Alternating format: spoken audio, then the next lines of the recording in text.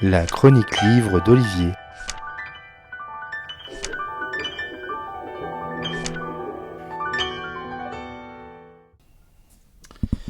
L'art est par nature subjectif, sans entrer dans une dissertation autour de l'essence de l'art, ce qui peut être constitutif d'une œuvre artistique, ce que l'on peut qualifier d'art ou pas. Et puis, une fois que l'œuvre est produite, il faut qu'elle soit vue, comme disait Duchamp, car ce sont les regardeurs qui font les tableaux. Mais qualifiées de subversifs par certains régimes, les œuvres ne sont pas forcément visibles du grand public, le pouvoir se sentant menacé par le message véhiculé par ces dites œuvres. Ils appliquent une forme de politique culturelle qui décide ce qui peut être vu ou pas. À Cuba, Leonardo Padula nous parle de ce contexte passé dans son nouveau livre intitulé Ouragans tropicaux, traduit par René Solis et paru chez Métellier. En 2016, un double événement chamboule les services de sécurité cubains. La visite d'Obama et le concert des Rolling Stones à La Havane.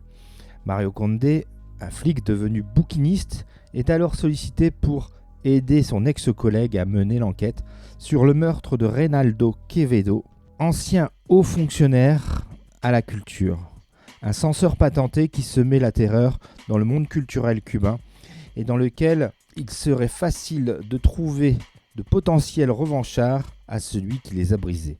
Mario se lance dans les investigations tout en assumant la surveillance du bar de son ami. En parallèle, il s'intéresse à la vie d'Alberto Iarini, prétendant aux hautes fonctions à La Havane, qui tenait à la fois des bordels et le quartier de Sant'Isidro à la fin du XIXe siècle. Quel plaisir de retrouver Leonardo Padula, de le retrouver dans un registre noir et enfin, et surtout, de retrouver son personnage Condé. L'auteur cubain livre ici un double récit à plus de 100 ans d'intervalle avec un ex-flic bouquiniste qui enquête sur une ordure finie tuée dans son appartement et celui d'un policier du fin du 19e qui lui aussi enquête sur la mort d'une prostituée pour le compte de son célèbre souteneur. Dès les premières lignes, Padula nous imprègne de l'ambiance de son île à différentes époques avec sa population qui compose avec le pouvoir en place, avec les corrompus, les autorités abusant de leur pouvoir, et ce pouvoir justement qui semble lâcher du lest avec le président US qui remet les pieds à La Havane.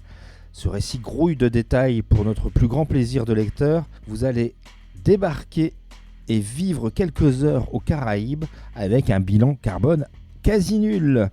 Ouragans tropicaux vous aspire dans son flux fictionnel, enivrant et puissant. Envolez-vous avec Condé à Cuba sans délai. Voilà, donc 10e, je crois, enquête de Condé sous la plume de Leonardo Padula. Je vous rappelle le titre de son dernier roman, Ouragans tropicaux, traduit par René Solis, et c'est toujours édité chez sa maison fidèle française, Métellier. Bonne lecture et à bientôt. C'était vraiment très intéressant.